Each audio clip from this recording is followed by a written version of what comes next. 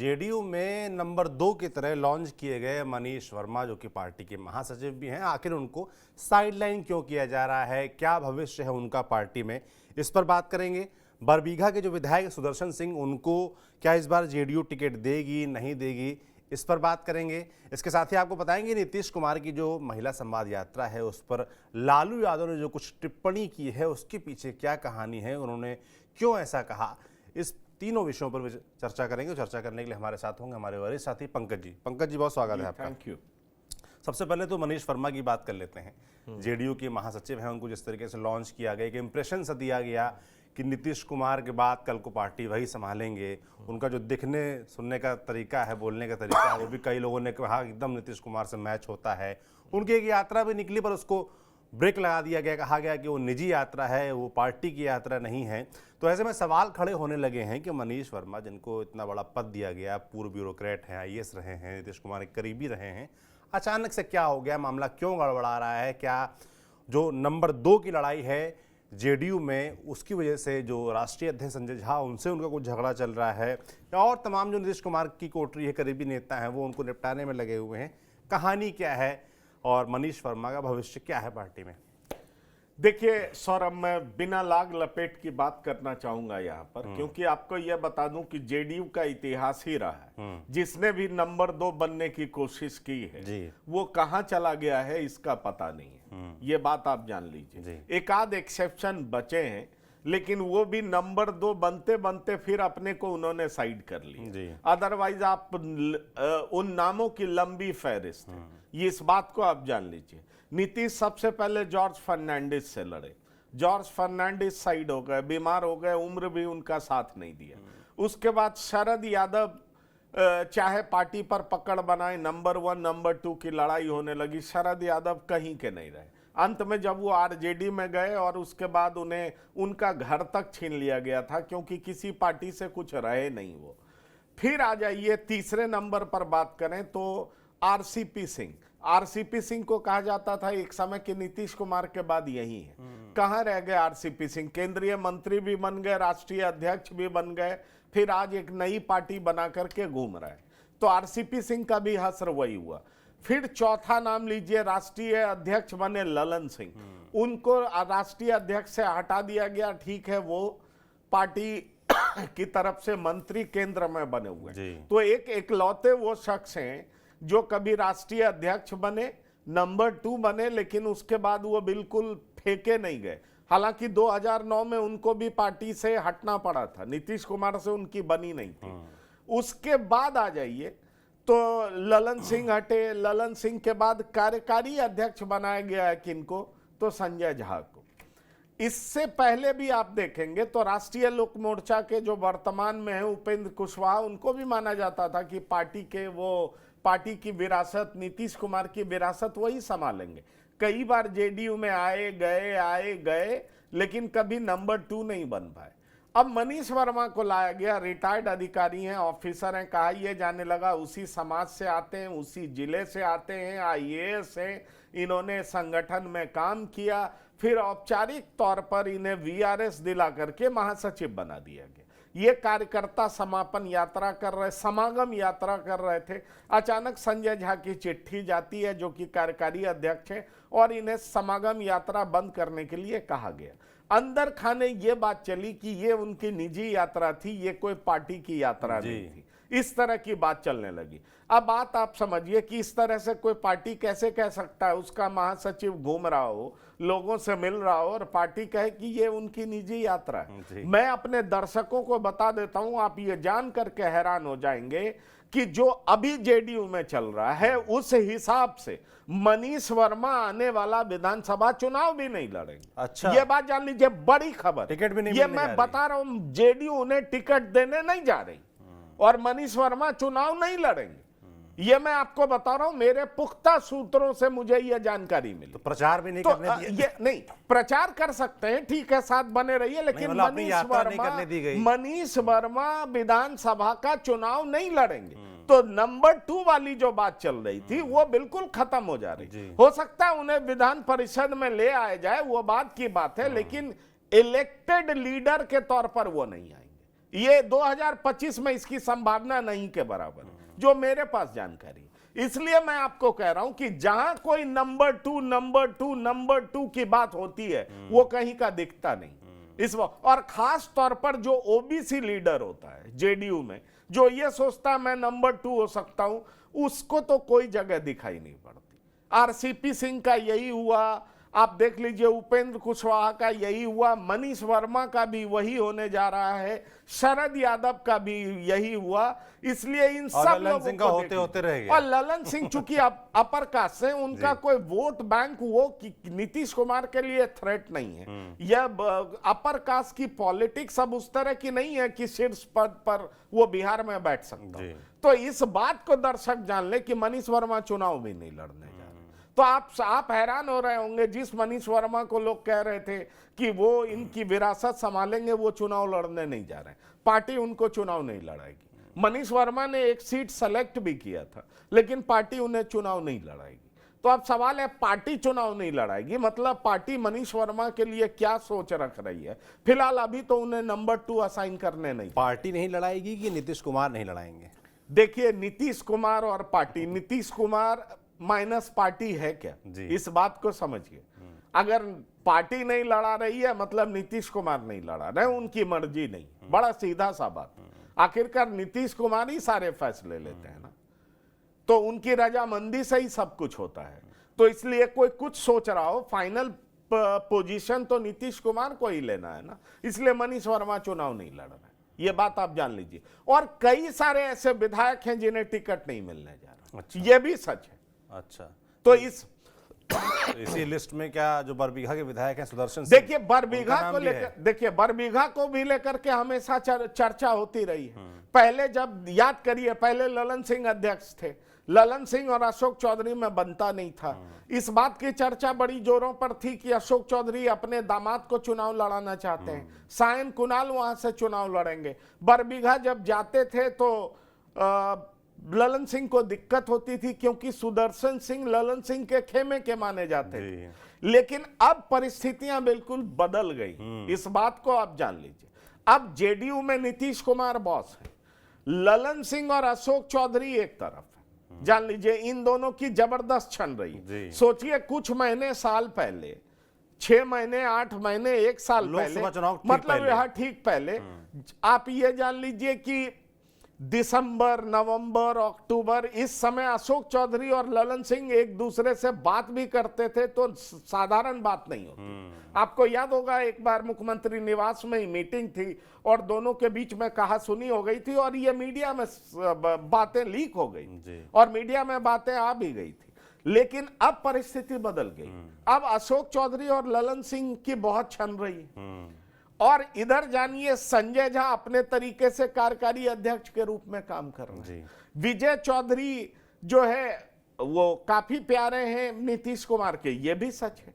पर सवाल यह है कि बरबीघा पर जो नजर गड़ाए हुए हैं अशोक चौधरी, क्या जो उनके दामाद है सायन कुणाल, उनको भी टिकट मिलेगा? इसकी भी संभावना नहीं। सुदर्शन सिंह का भी टिकट कटना आप तय मानिए।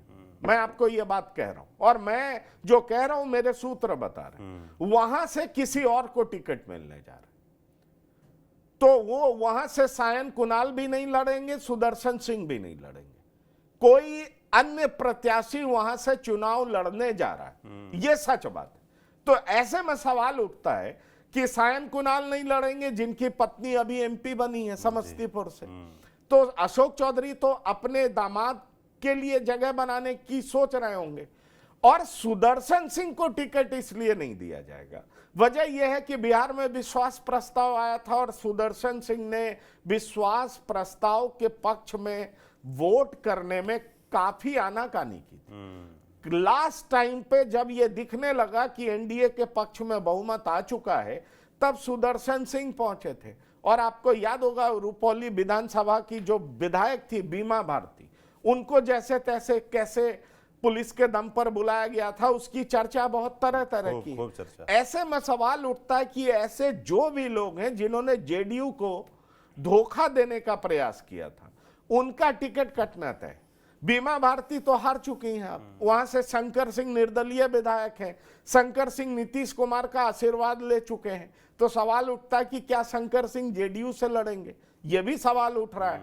दूसरा सवाल उठ रहा है कि बरबीघा से सुदर्शन सिंह जेडीयू से विधायक हैं, उनके दादा बड़े नेता होते थे राजू सिंह, वो कांग्रेस के विधायक रहे और उनकी तूती बोलती थी, वो कभी चुनाव नहीं आ रहे, एमपी भी रहे, सांसद भी रहे। अब सुदर्शन सिंह को जेडीयू टिकट देगी, इस पे भी संशय। तो समझ लीजिए बरबीघा से सुदर्शन सिंह का टिकट कटना तय मान लीजिए। सायन कुणाल की चर्चा थी, वो चुनाव नहीं लड़ेंगे। पार्टी के टॉप लीडरशिप में ये बात फाइनल हो चुका है। मैं नाम भी जानता हूं कौन चुनाव लड़ सकता है, लेकिन वो अभी बोलना ठीक नहीं। चुनाव का काफी वक्त है, थोड़ा सस्पेंस बना रहे जनता में। वो ठीक नहीं रहेगा। लेकिन सवाल ये उठता है कि क्या मनीष वर्मा चुनाव लड़ेंगे? विधानसभा का चुनाव तो मनीष वर्मा नहीं लड़ेंगे, इस बात को जान लीजिए। तो मनीष वर्मा चुनाव नहीं लड़ेंगे, उनकी यात्रा बीच में समाप्त कर दी गई। तो यानी जो नंबर टू उनके घर पर दरबार सजने लगा था, लोग आने लगे थे, जैसे आरसीपी सिंह के घर पे होता था, वो नंबर 2 आके जाते थे। आरसीपी सिंह तो लंबे समय तक नंबर 2 की भूमिका में रहे भी, बिल्कुल, पर मनीष वर्मा नहीं रह पाए, इस बात को जान लीजिए। अभी उन्होंने यात्रा शुरू ही की थी कि बीच में डेंट लग गया जी, और उनकी यात्रा को भी रोक दिया गया। और जो मेरे पास खबर है वो चुनाव भी नहीं लड़ेंगे, उन्हें पार्टी टिकट देने नहीं जा रही है, उन्हें पार्टी विधान परिषद से ले सकती है, इसकी संभावना है। तो इसलिए यह खबर बहुत इंपॉर्टेंट है। ये दोनों, सुदर्शन सिंह का टिकट कटेगा, काटेगी जेडीयू, वहां किसी और को लड़ाएगी। वहां अशोक चौधरी सायन कुणाल को लड़ाना चाहते थे, जेडीयू की लीडरशिप, टॉप लीडरशिप सायन कुणाल को लेकर के भी एक मत नहीं है। वो सोच रही है नहीं, सायन कुणाल को नहीं मिलना चाहिए, किसी और के बारे में सोच रही है जेडीयू। इसलिए मनीष वर्मा का भी भविष्य क्या है वो तो देखने वाली बात होगी। और सुदर्शन सिंह को अगर टिकट नहीं मिलता है तो क्या वो आरजेडी से लड़ेंगे, क्या पार्टी चेंज करेंगे, कांग्रेस से लड़ेंगे, क्या वो इंडिया ब्लॉक से लड़ेंगे, ये देखने वाली बात। बिल्कुल, देखने वाला तो बहुत कुछ होने वाला है। जिस तरीके से बिहार में राजनीतिक घटनाक्रम बदल रहे हैं। नीतीश कुमार भी एक यात्रा पर निकलने वाले हैं, महिला संवाद यात्रा। उसको लेकर लालू प्रसाद यादव की टिप्पणी आई है, उन्होंने कहा कि वो आंखें सेकने जा रहे हैं। अब इसको लेकर बड़ी चर्चा है, सोशल मीडिया पर खूब हंगामा मचा हुआ है इस टिप्पणी को लेकर। इंडिया ब्लॉक को लेकर भी उनका बयान आया है कि ममता बनर्जी को लीडरशिप दे देनी चाहिए, मगर उसकी चर्चा कम है, चर्चा इस बयान की ज़्यादा है, खासतौर पर बिहार। क्या कारण है? पुराने दोस्त रहे हैं, कई बार साथ में गठबंधन में सरकार भी रही है और बड़ा भाई छोटा भाई टाइप संबंध भी बताते रहे हैं, मगर राजनीतिक दुश्मन है, इसमें कोई इनकार नहीं है। अभी तो फिलहाल है ही, दोस्त भी बन जाते हैं बीच बीच में। देखिए, ये दोनों के निजी रिश्ते बहुत अच्छे हैं, एक बात मैं बहुत साफ कह दूं। और निजी रिश्ते इस तरीके से हैं कि जब कभी भी निजी तौर पर आफत दोनों को आया है तो दोनों एक दूसरे के साथ खड़े हुए। आपको मैं एक उदाहरण दे सकता हूं, उससे आप समझ सकते हैं। ऐश्वर्या जो कि लालू प्रसाद की बड़ी बहू है, उनके घर पे जब लालू प्रसाद के घर पे पूरा कोहराम मचा था तो चंद्रिका राय, ऐश्वर्या और चंद्रिका राय की पत्नी, तीनों लोग नीतीश कुमार से मिलने गए थे। इसको जेडीयू ने पार्टी लेवल पे बिल्कुल तूल नहीं दिया। सीधा मैसेज दिया गया चंद्रिका राय को कि आप थाने जाइए, जो कानून कर सकता है वो कानून अपना काम करेगा। यहां पर पॉलिटिकली कभी भी लालू प्रसाद पे आक्रमण करने की कोशिश नहीं हुई, इस बात को आप जान लीजिए। तो आप अगर निजी रिश्ते कहिएगा तो निजी रिश्ते लालू प्रसाद और नीतीश कुमार के हमेशा अच्छे रहे, और बहुत सारी ऐसी कहानियां जो कहना ठीक भी नहीं होगा, पर दोनों के रिश्ते अच्छे हैं, ये बात आप जान लीजिए। अब जहां तक सवाल है कि लालू प्रसाद ने ऐसा बयान क्यों दिया, यह सच है कि लालू प्रसाद पुत्र मोह में फंस गए, बहुत ज्यादा फंस गए। लालू प्रसाद को लगता है कि उनकी पारी, राजनीतिक पारी तो अब लगभग खत्म हो चुकी है, वो स्वास्थ्य से भी बहुत ठीक नहीं है, लेकिन वो चाहते हैं कि अपने रहते वो तेजस्वी यादव को मुख्यमंत्री के तौर पर देख लें। अभी जो सिनेरियो बन रहा है वो तेजस्वी यादव के अनुकूल नहीं है, आरजेडी के अनुकूल नहीं है। और दूसरा, 15 दिसंबर से यात्रा शुरू करने जा रहे हैं नीतीश कुमार।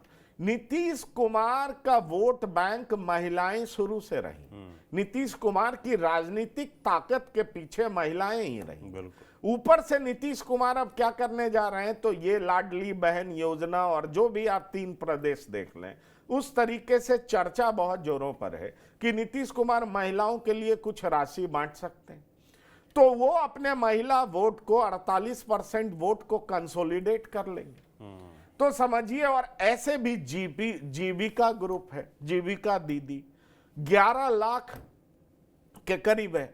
अब ये इतना बड़ा वोट बैंक है, और उसके साथ साथ ये 18 से 50 साल की उम्र या जो भी उम्र तय करें, महिलाओं के लिए एक राशि देंगे, उससे और महिलाएं इनके तरफ आएंगी। आज तेजस्वी यादव का एनिवर्सरी भी है। तेजस्वी यादव ने भी विधवा पेंशन, बुढ़ापे के लिए बहुत सारी चीजों की घोषणा की है।